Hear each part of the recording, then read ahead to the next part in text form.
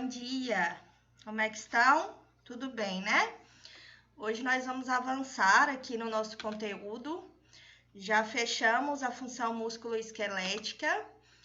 E agora, pessoal, a gente vai entrar numa função que ela é primordial, né?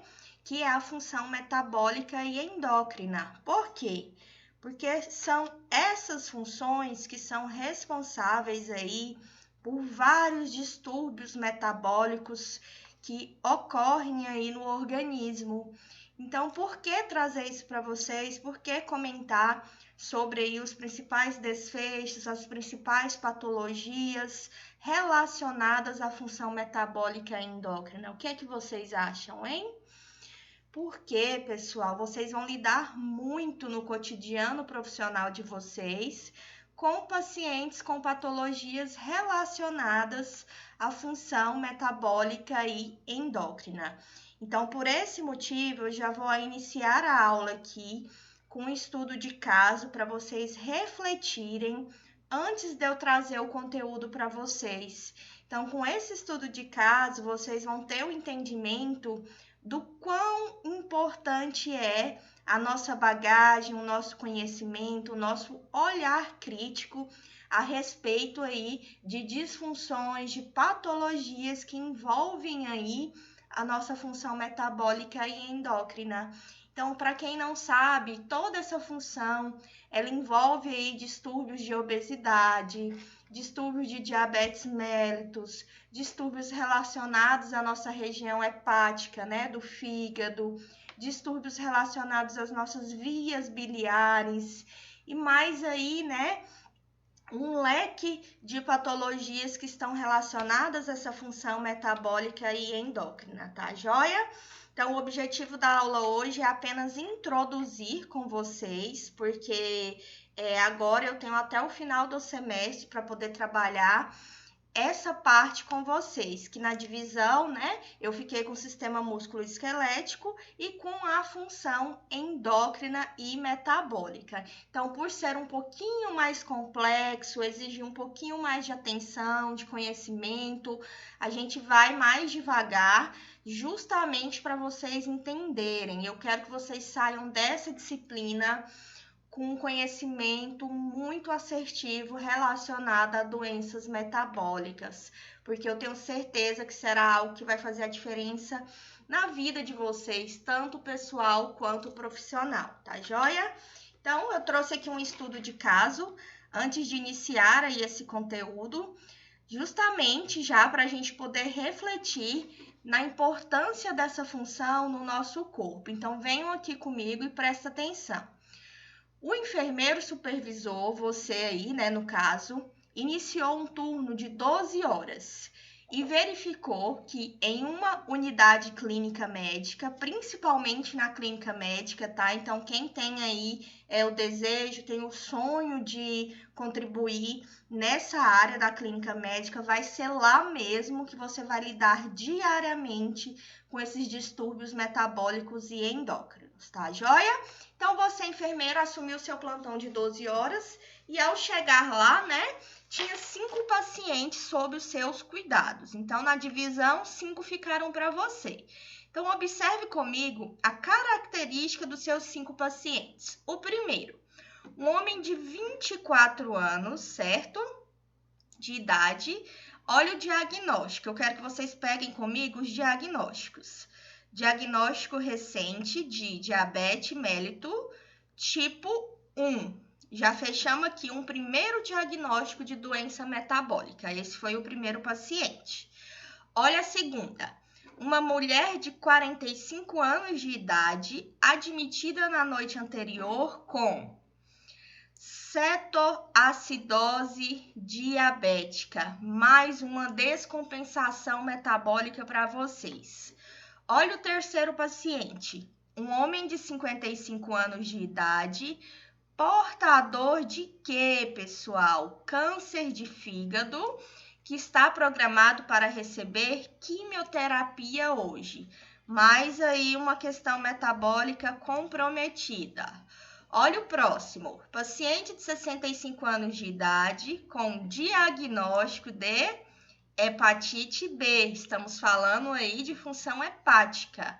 E para finalizar, um homem de 66 anos de idade com pancreatite aguda, que está recebendo nutrição parenteral, ou seja, né, a nutrição está indo pela veia através de um acesso venoso central. Então, percebam comigo, você recebeu no seu plantão 5 pacientes. E esses 5 pacientes, eles possuem patologias de distúrbios endócrinos e metabólicos.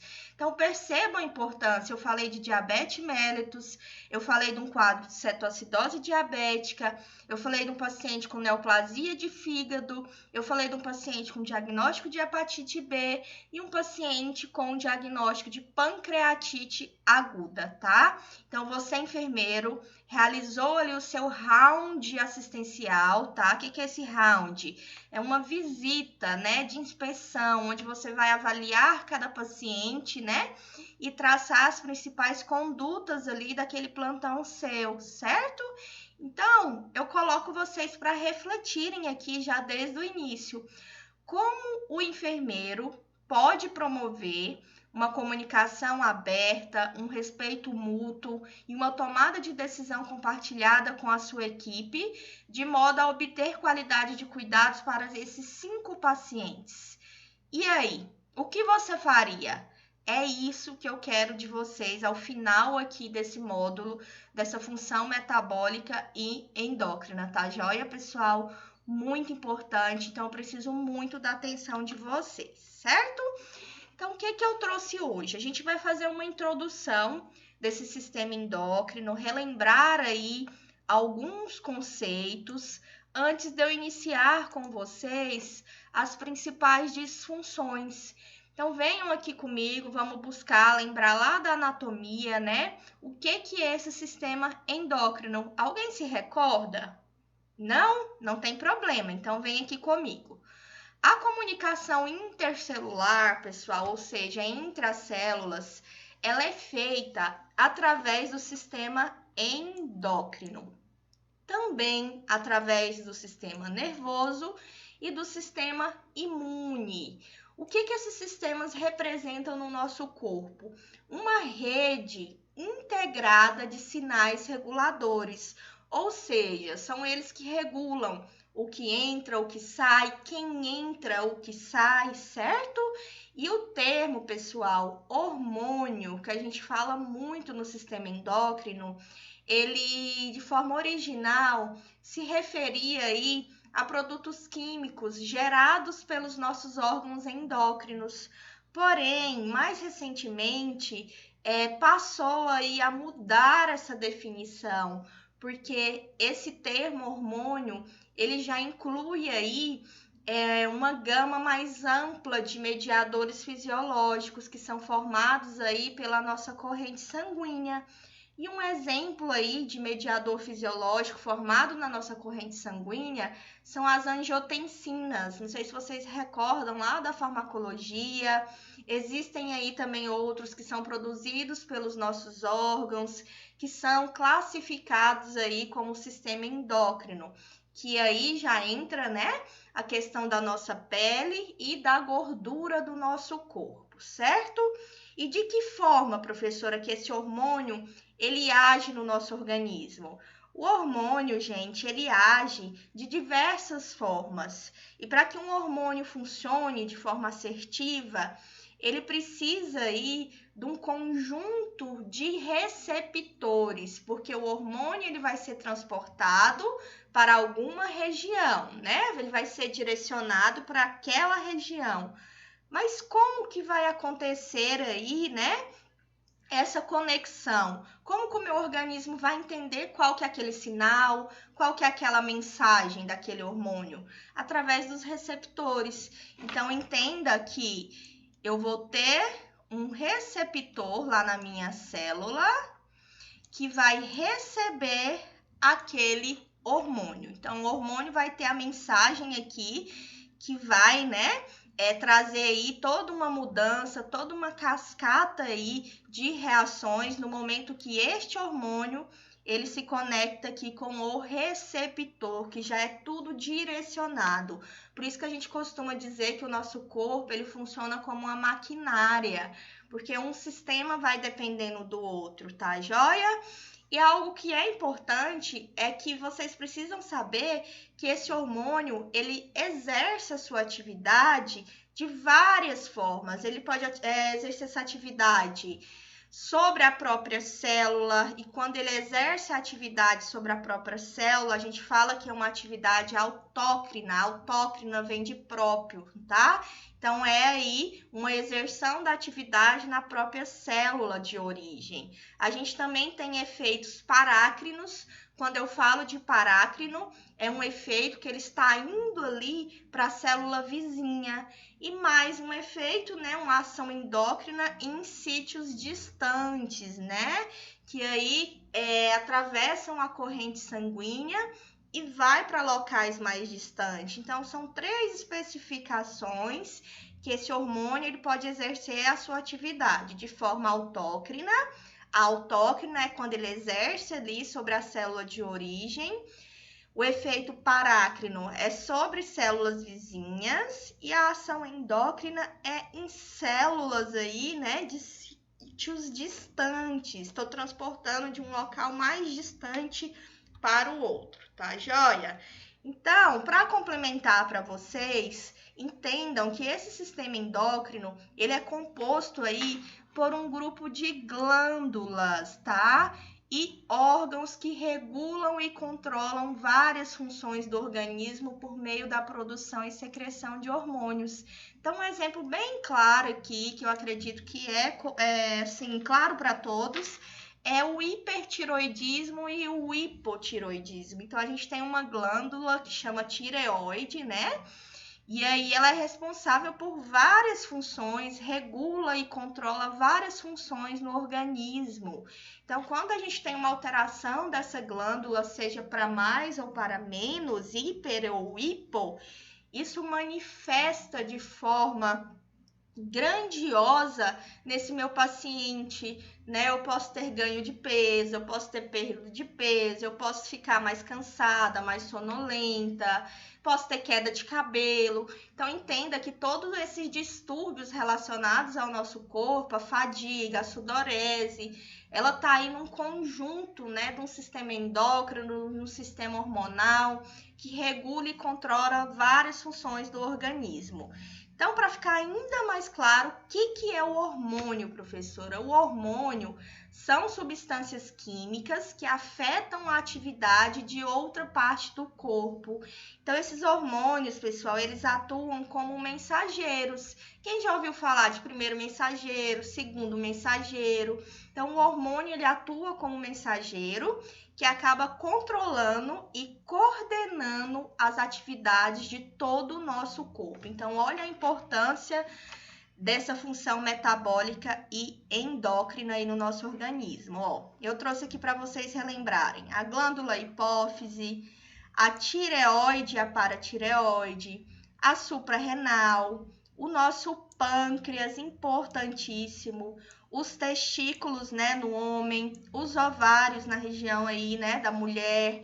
Então, é só para vocês relembrarem, porque vocês já estudaram essa função aqui na anatomia, e que vocês guardem aí no coração de vocês o quanto esse conteúdo é importante para a vida de vocês, tá? Então, como eu já falei, esse sistema ele é composto por um grupo de glândulas e órgãos que regulam e controlam várias funções do organismo por meio da produção e secreção de hormônios. Hormônios são mensageiros químicos que vão se ligar a algum receptor em uma determinada região do nosso corpo. Então, olha aqui o receptor, esse hormônio chegou, se ligou e aqui é a célula, tá joia?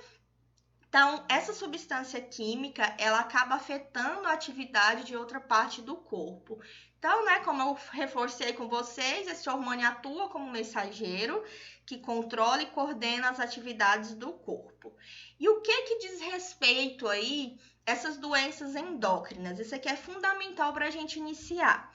Eu tenho algumas doenças que elas representam um excesso de secreção de hormônio. Então, quando eu falo de excesso, pessoal, de secreção de hormônio, eu vou denominar aquela função como hiper, concordam? Aquilo que está em excesso vai ser denominado como hiper. E já quando eu falo de uma deficiência de secreção de hormônio, eu já denomino como uma hipo, uma diminuição daquela função. Um exemplo claro é o hipertiroidismo e o hipotiroidismo, tá? Só para vocês irem aí já organizando essas informações aí na mente de vocês. Então, essas doenças elas podem ser causadas por um problema da própria glândula, ou porque o eixo ali do hipotálamo e da hipófise está fornecendo um estímulo tanto excessivo ou talvez insuficiente, tá? Ou seja, a interação dos sinais hormonais entre hipotálamo e hipófise. Então, qual que é ali, né, a interferência? O que está irregular, né, para estar causando aí essa alteração ou para mais ou para menos? Então, dependendo do tipo de célula da qual é originado, os tumores, eles podem produzir hormônios em excesso, ou também destruir o tecido glandular normal. E o que isso traz para o nosso corpo? De que forma isso responde? Diminuindo a produção hormonal, tá, pessoal? Então, às vezes também o sistema imunológico do organismo, ele ataca uma glândula endócrina, talvez aí por uma doença, né, autoimune, e isso também pode diminuir a produção hormonal. Então, percebam que aqui nesse parágrafo eu citei para vocês alguns exemplos que podem trazer aí essa disfunção. Então, um problema aí, né, no eixo do hipotálamo e hipófise, né, dependendo do tipo de célula, tumores que podem produzir hormônios com excesso ou também destruir tecidos glandulares, ou até mesmo a doença autoimune, tá joia? Então, aqui só para iniciar, eu já trouxe alguns exemplos de doenças endócrinas para vocês irem se familiarizando, né?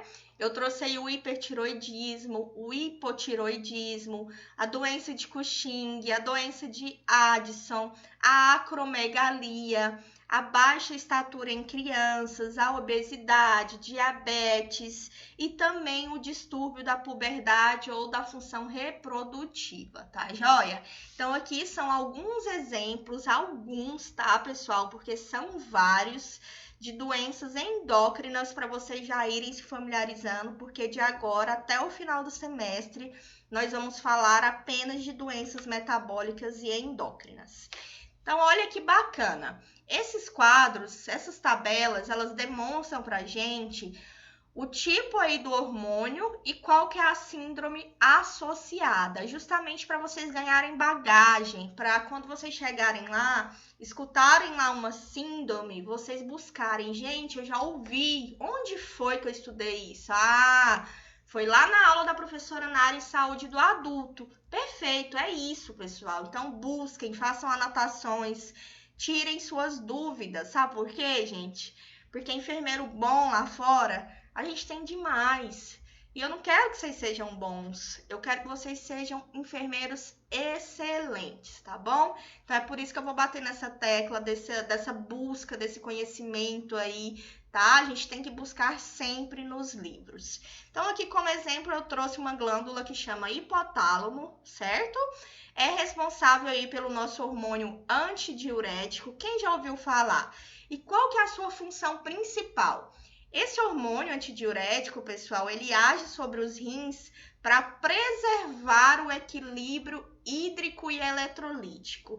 Então, é esse hormônio que é responsável aí por todo esse equilíbrio hídrico e eletrolítico, nem para mais, nem para menos, tá? A hiperperfusão, ele leva aí, né, a uma síndrome que tem a sigla de SADH, e a hipoperfusão leva a diabetes insípido. Na diabetes insípido, ela é bastante comum em pacientes neurológicos. A gente tem uma disfunção aí do sódio. Então, esse paciente ele faz mais de 4.000, mais de 5. Eu já vi paciente na UTI urinando 7.000 litros de diurese em 24 horas por conta aí de uma disfunção relacionada ao hormônio antidiurético, tá joia? A gente tem o hormônio ocitocina, que a sua função principal é relacionada à lactação, né, nas mulheres. A proopiomelanocortina, que é um hormônio precursor aí de ACTH, de MSH, que está relacionada à questão da nossa pele, tá joia? Do escurecimento dela. Quando a gente entra nessa questão de hormônios, tem nomes, siglas que são um pouquinho mais complicados, então não vou exigir de vocês, tá? Esse conhecimento, mas vocês em algum momento da vida já têm que ter ouvido falar. Aí quem quiser saber mais, explanar um pouco mais, pode estar me procurando. A glândula do lobo anterior da hipófise é responsável aí, né, pelo nosso hormônio chamado prolactina. A prolactina está responsável aí também pela descida do leite durante a lactação, tá? A hiperfunção, ela leva o nome de prolactinoma, tá joia? O lobo anterior da hipófise também, né, ele traz aí um hormônio que chama luteinizante. Nas mulheres, esse hormônio ele age no ovário para estimular aí a produção de estrogênio, induzir a ovulação. E já no homem, claro, vai agir sobre os testículos para estimular essa produção da testosterona, tá joia? Aqui também eu trouxe mais alguns hormônios e a sua função, a progesterona, a testosterona, a inibina, a testosterona, a dihidrotesterona, a inibina, a adiponectina, a leptina, gastrina, grelina. Então, dá uma pausa no vídeo, tá? Quem tiver interesse de buscar, de querer conhecer mais, certo? Faça anotação que isso vai ser muito bom para a vida de vocês. E lá no rim, a gente tem a eritropoetina e o calcitriol, certo? A eritropoetina, ela está bastante envolvida aí, principalmente nos pacientes com disfunção renal, tá joia? Que acabam evoluindo com quadro de anemia. O calcitriol, né, com a absorção de cálcio, que tem uma relação aí também com a vitamina D, né, pacientes que estão em quadro de hipovitaminose, de hiperparitiroidismo secundário. Então, é um leque de disfunções e que por isso é importante a gente ter esse conhecimento para facilitar ali o nosso plano de cuidado com esse paciente, tá joia? Então, o objetivo aqui hoje foi trazer essa introdução para você já ter esse entendimento do que vem pela frente. Vai ser muito especial esse conteúdo, porque ele é muito aplicado na clínica, tá, do paciente. E para a próxima aula, eu quero que vocês façam a leitura lá da parte 11, tá, do livro, na função metabólica e endócrina, que a gente já vai estudar a avaliação e manejo de pacientes com obesidade, tá joia? Então, a gente finaliza aqui hoje. Era mais essa introdução para vocês, já irem se familiarizando. E eu aguardo vocês na próxima aula. Um grande abraço. Qualquer dúvida, vocês podem estar entrando em contato comigo. Tchau, tchau.